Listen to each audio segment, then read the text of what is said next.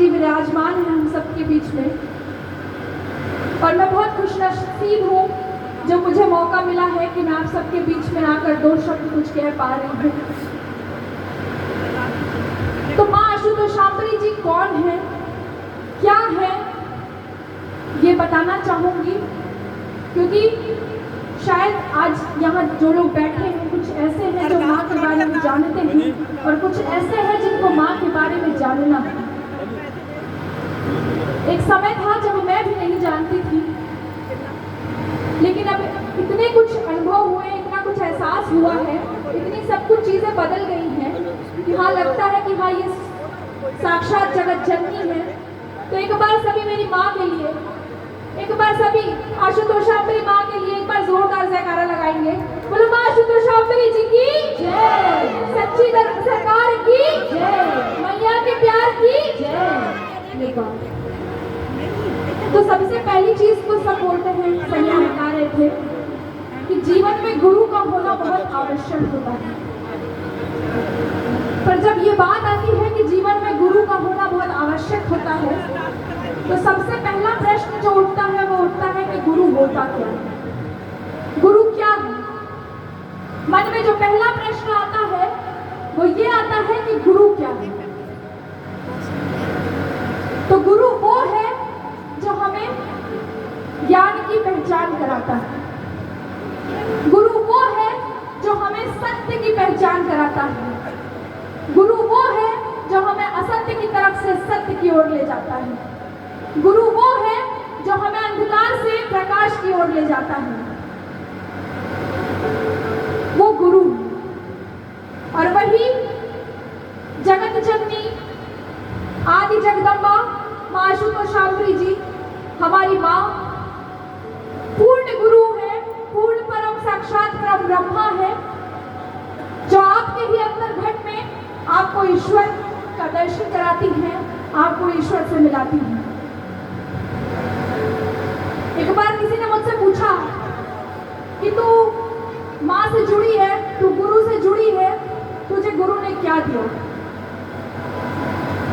मैंने कहा मेरे गुरु ने मुझे वो दिया है जो इस संसार में, इस पूरी दुनिया में मुझे कोई नहीं दे सकता। वो मेरे गुरु ने मुझे दिया है। क्योंकि कुछ शिष्य ऐसे हैं जिनको लालच रहती है, लोभ रहती है कि हाँ मेरे गुरु के बाद उनका धन दौलत मुझे मिल जाए, उनकी गद्दी मुझे मिल जाए। वो शिष्य नहीं होते, है ना, वो शिष्य नहीं होते। शिष्य तो वो होता है जो उसके गुरु ने गुप्त रूप से उसे दिया है, कि उसके गुरु ने गुप्त रूप से, गुप्त तरीके से उसको क्या दिया है, उस चीज को वो समझ ले, वो सच्चा शिष्य होता है। कहते हैं कि बरगद और पीपल के पेड़, जिस प्रकार बरगद और पीपल के पेड़ पे बहुत सारे फल उगते हैं, परंतु वो सारे फल अपने आप जमीन पर गिर जाते हैं, लेकिन उस फल में कभी हाथ से उठा के ऐसे मसल के देखना, हजारों बीज होते हैं उस एक फल में, और ना जाने बरगद और पीपल में कितने फल लगते हैं। और प्रभु का ऐसा नियम है, प्रभु की ऐसी व्यवस्था है कि उन्होंने ऐसी व्यवस्था बना रखी है कि जब बरगद और पीपल से वो बीज, वो फल नीचे जमीन पे गिरते हैं, तो धरती में वो सामर्थ्य नहीं है कि वो उसे अपने अंदर ग्रहण कर ले। उनके लिए भी व्यवस्था बना रखी है भगवान ने। उनको खाने का काम चिड़िए का और कौवे का है। जब भी वो फल, वो बीज गिरते हैं, तो वो चिड़िया उस बीज को खाती है, अपने पेट में ग्रहण करती है, अपने गर्भ में धारण करती है, और उसके बाद जब वो खाने के बाद पेट में उसके वो बीज फटता है, और जब वो कहीं जाके किसी चबूतरे पे, किसी दरबार में, किसी इमारत पे मल मूत्र या बीट आप कह सकते हो, उसके थ्रू जब वो कहीं पे जाके उसको बीट करती है, तब जाके वहां पे बरगद और पीपल का पेड़ उगता है। क्योंकि वो जो बीज है वो वज्र के समान है। स्वयं धरती में भी इतनी क्षमता नहीं है कि वो बरगद और पीपल के पेड़ के बीज को अपने अंदर से उगा सके। तो जैसे वो चिड़िया माध्यम बनी, पेड़ और पीपल है ना, पीपल का वृक्ष उगाना है, बरगद का वृक्ष उगाना है, तो चिड़िया वो माध्यम बनी।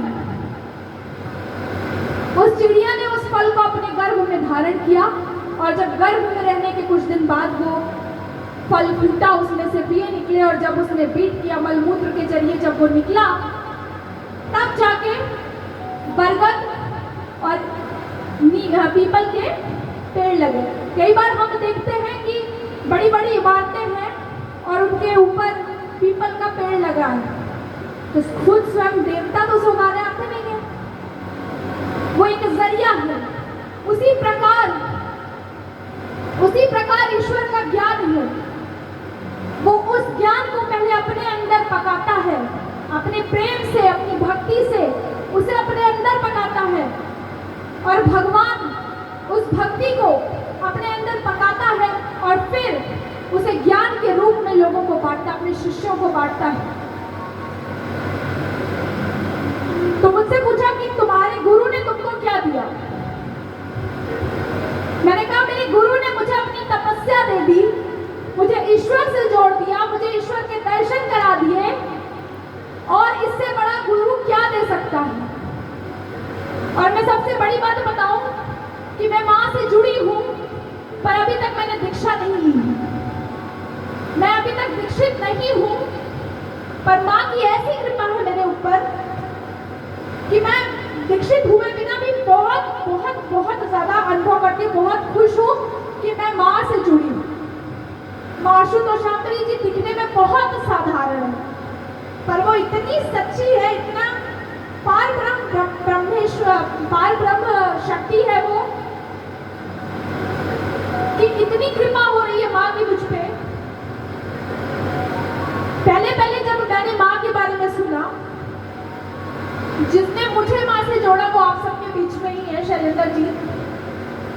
इन्होंने मुझे माँ से जोड़ा, माँ के बारे में बताया।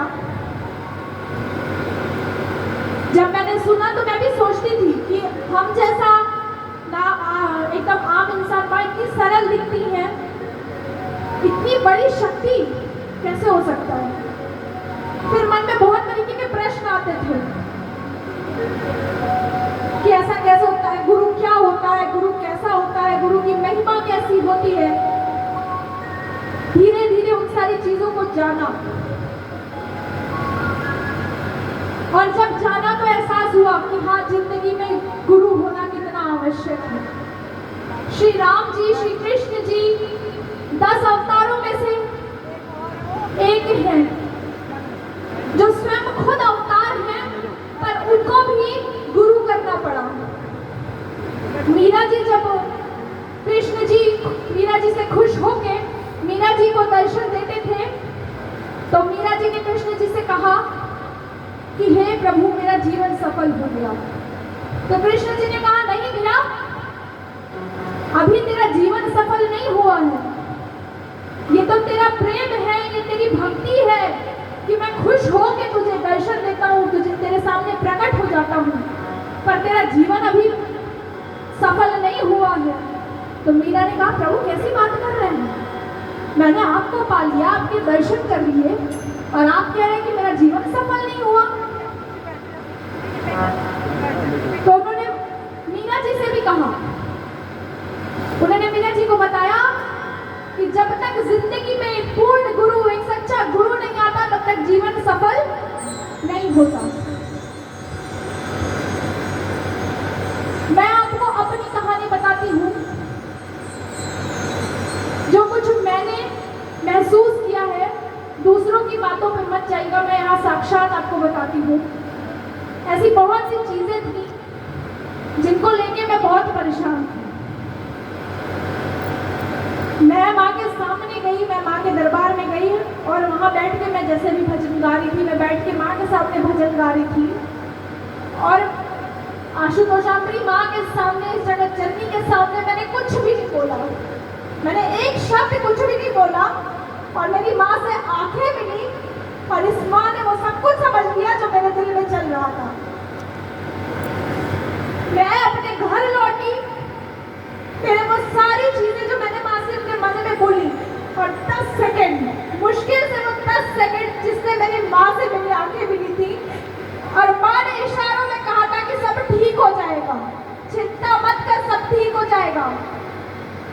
और आप भरोसा नहीं करोगे कि मैं घर गई और सारी चीजें यूं पल में ऐसी ठीक हुई जिससे लगता है कि हाँ ये साक्षात जगत जननी है। एक बार मेरी माँ के लिए जरा दोनों हाथ उठा के ताली बजाना, एक बार जोरदार से करने लगा माँ शुद्ध शांति जी की। मैं आपको बताऊं, यहाँ आने से पहले माँ ने मुझे फिर बाद में बुलाया, बोलती क्यों परेशान है, क्या हो गया तुझे, क्यों रो रही थी, कोई बात है? मैंने कहा माँ आप तो सब जानती हो। बोला नहीं फिर भी बता क्या बात है, क्यों रो रही थी? जो भी दिक्कतें थी माँ को बताई। मैंने बोला हाँ माँ मैं अपने मम्मी पापा की इकलौती लड़की हूँ, बहुत सारी दिक्कतें हैं, ऐसा है वैसा है, लोन है, ये है वो है। और मैं आपको बताऊं आप भरोसा नहीं करेंगे, यहाँ आने से पहले 10 साल में जो लोन में चुकता करने वाली थी वो मैंने 8 साल में खत्म करके अपने मकान के कागज अपने हाथ में कर लिए। ये माँ की कृपा है। यहाँ आने से पहले मैं अपने घर पे अपना कागज रख के आई हूँ अपने मकान का, और तब मैं यहाँ आई हूँ। आज माँ की कृपा इतनी बड़ी है मैं बता नहीं सकती कि माँ के ऊपर, मेरे ऊपर माँ ने कैसी कृपा की है। जबकि मैं अभी दीक्षित भी नहीं हूँ, मैंने दीक्षा भी नहीं ली है, पर माँ भरपूर कृपा कर रही है। वो ऐसी है, वो इतनी दयालु है। कहते हैं कि कभी गुरु को अपना कष्ट नहीं बताना चाहिए, कभी भी गुरु को अपना कष्ट नहीं बताना चाहिए, क्योंकि जो गुरु होता है वो अपने शिष्यों का कष्ट ले लेता है।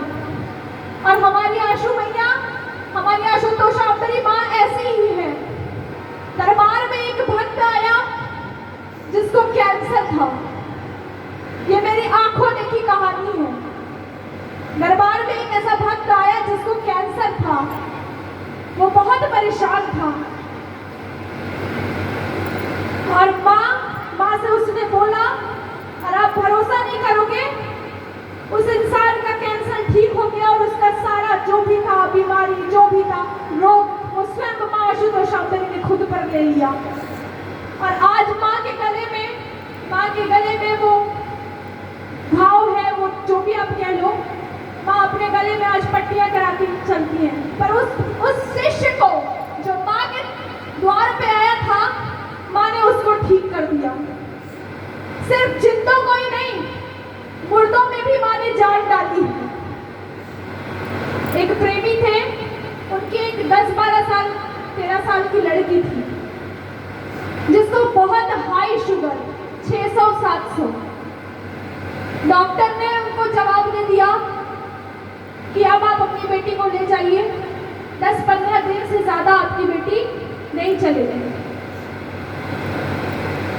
जब सारे तरफ से हार गए तो वो माँ आशुतोषावतरी जी के दरबार में आए, माँ के सामने आए और रोने लगे, चिल्लाने लगे, चीखने लगे, अरदास करने लगे कि माँ मेरी बेटी की हालत बहुत खराब है,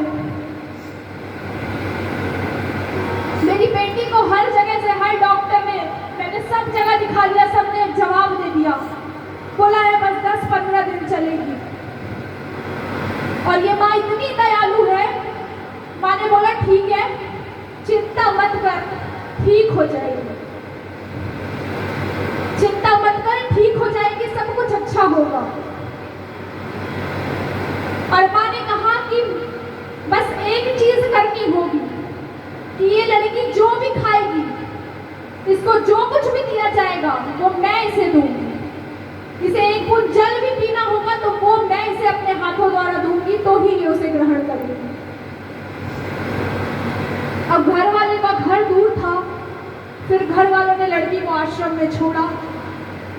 आना जाना मुश्किल था, रोज खाना लाना, एक बूंद पानी भी पीना हो तो माँ अपने हाथ से देती तो ही वो पी सकती थी। और सबसे बड़े आश्चर्य की बात कि उसको शुगर था, उसकी शुगर 600-700 थी। डॉक्टर ने उसे मीठा एकदम मना कर दिया था, बोला कि वे 10 से 15 दिन से ज्यादा नहीं जिएगी। और माँ उसे मीठा ही देती थी। हाँ जी, माँ उसे मीठा ही खिलाती थी। और एक बार की बात है कि माँ किसी कार्यक्रम में किसी चीज को बाहर गई हुई थी और उसके माँ बाप उससे मिलने आए हुए थे, क्योंकि वो लड़की तो आश्रम में रहती थी और माँ बाप घर पे थे। उन्होंने बोला, माँ कैसे भी मेरी बच्ची को ठीक कर दो, मैं यहीं छोड़ के जा रहा हूँ, मैं आया जाया करूँगा, मिलता रहूँगा।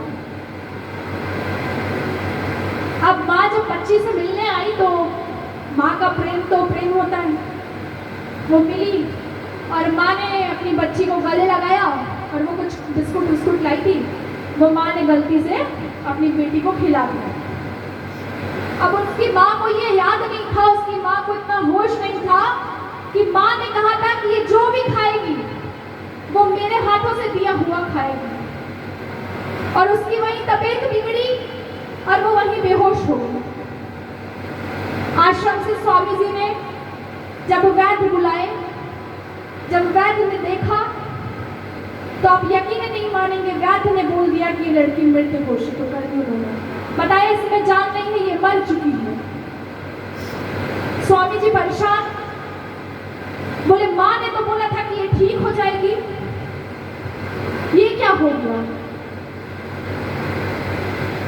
क्योंकि जो गुरु कहता है उसे भगवान भी नहीं टाल सकता और गुरु के वचन कभी झूठ नहीं होते। सब परेशान की माँ ने तो कहा था ये ठीक हो जाएगी, पर ये तो मर गई। लोग बाहर तरह तरह की बातें बनाएंगे, लोग सवाल उठाएंगे, लोग कहेंगे कि फेंका तो लिया था, परंतु ये तो मर गई। जब माँ को फोन किया कि ऐसी ऐसी बात है, माँ जब आश्रम आई, माँ ने पूछा कि किसी ने इसको कुछ खिलाया है? इसके माँ बाप डर गए, बोले नहीं नहीं माँ, मैंने कुछ नहीं खिलाया। बोली मैं मान नहीं सकती कि इसको किसी ने कुछ नहीं खिलाया है। जब मैंने कहा था कि मेरे हाथों से दिया हुआ ही ये खाएगी, तो इसे क्यों ऐसे खिला दिया कुछ भी? जब तुम लोग मान नहीं सकते हो तो फिर अपनी जिम्मेदारी क्यों देते हो? फिर उन्होंने बताया कि हाँ माँ, गलती से मैंने प्यार में ऐसे दुलार करते हुए उसको एक बिस्कुट खिला दिया। तो स्वामी जी माँ से बोलने लग गए कि माँ ये तो बहुत गलत हो गया, आपने कहा था कि वो ठीक हो जाएगी और ठीक होना तो दूर, वो मर गई है, अब हम किसको क्या जवाब देंगे? तो माँ ने पूछा कि तू क्या चाहता है? क्या चाहता है कि वो जिंदा हो जाए, जीवित हो जाए? तो स्वामी जी ने बोला हाँ माँ, ये तो आप ही कर सकती हो। और यकीन मानना, ये कोई बनी बनाई कहानी नहीं है, ये हकीकत है। तो माँ ने बोला कि जाओ उसे अंदर कक्ष में ले आ और यहाँ लेटा दे। आसन लगा था, माँ बैठी थी और उस लड़की को सामने लाके स्वामी जी ने लिटा दिया और माँ ने कहा कि तू जा और बाहर दरवाजे पे बैठ के इंतजार करना, जब मैं आवाज दूंगी तो अंदर आना। आधे घंटे, 1 घंटे, 1.5 घंटे, 2 घंटे ऐसे बीते। स्वामी जी परेशान थे, अब क्या होगा, कैसे होगा, बात तो बहुत बिगड़ जाएगी। फिर अंदर से माँ ने आवाज दी, महादेव। जैसे माँ की आवाज सुनी, मानो एक ऊर्जा सी आ गई, खुशी सी दौड़ गई मन में। बोले हाँ माँ। बोली अंदर आ जा। 2 घंटे, 1.5 घंटे बाद माँ ने बुलाया करके हाँ अंदर आ जा। जब वो अंदर गए तो वो लड़की ऐसे ही लेटी पड़ी थी। वो माँ के सामने बैठी, हाथ जोड़े, बोले हाँ माँ। बोले अरे इसको उठाता क्यों नहीं है, कितना सोएगी, उठा देना इसको। दोनों हाथ जोड़ के माँ के सामने ऐसे घुटने टेक के बोलने लगे कि माँ मैं कैसे उठा सकता हूँ, ये तो आप ही कर सकती हूँ। माँ हंसने लगी और कही अच्छा तो मतलब मैं ही कर सकती हूँ, तू नहीं कर सकता? बोले नहीं माँ मैं नहीं कर सकता, आप ही कर सकती हो ये काम। और आप यकीन ही नहीं मानोगे, माँ ने उस लड़की से बोला कि जा उठ, ध्यान साधना कर, कितना सोई। और वो लड़की उठ के खड़ी हो गई। वो लड़की उठ के खड़ी हो गई। उसके अंदर जिसको वैद्य ने बोल दिया था कि ये मर चुकी है, यकीन मानना वो लड़की खड़ी हो गई, उसके अंदर जान आ गई। और ये सब कुछ माँ आशुतोषांबरी जी का किया हुआ। बोलिए माँ आशुतोषांबरी जी की जय। परम पूजनीय परम वंदनीय माँ आशुतोषांबरी जी की जय। परम परमेश्वरी माँ आशुतोषांबरी जी की जय। तो ऐसे होते हैं गुरु। वो लड़की खड़ी हो गई और आज वो अपने घर परिवार के साथ है, एकदम स्वस्थ है। ऐसी बहुत सी कहानियां हैं, गुरु के ऊपर कहने लगूंगी बस खत्म नहीं होगी। बहुत सारी ऐसी कहानियां हैं और दूसरों को क्या बताऊं जब मैंने खुद ही महसूस किया है। जब तक खुद पे नहीं महसूस किया था तब तक मुझे भी लगता था कि शायद हो सकता है बातें हो, हकीकत है या नहीं है, क्योंकि सत्य जाने बिना कैसे भरोसा करोगे। लेकिन जब जाना समझा कि माँ क्या है तो पता चला कि हाँ साक्षात जगत जननी है। तो वही कह रही थी कि जीवन में गुरु होना क्यों आवश्यक है,